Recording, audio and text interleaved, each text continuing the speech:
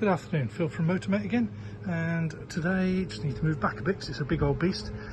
We've been playing with Keith's R1250RS.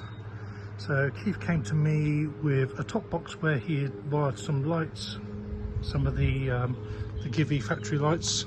He'd connected those up with a piece of wire, and he also brought with me a switched fuse block from Touratech.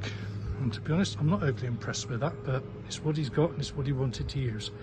So that was one part of the job, and the other part was a pair of the Gooeylight Knight 5000s. So they're mounted on the engine bars, one on either side, and those will give 10,000 lumens of output at full power.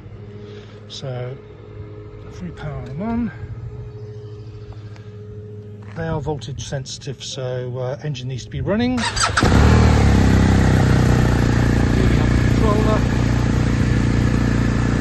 And literally, so you can see on the daylight, the green indicator that spins round to show the level of intensity.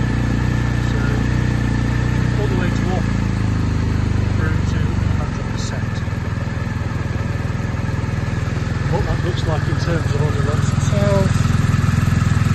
All the way down to off and wind them up to 100%.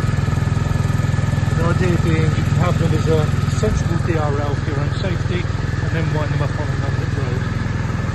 Here we also have, you can see that, we've got a little button which, so if you're filtering through traffic, you can press and hold that for a second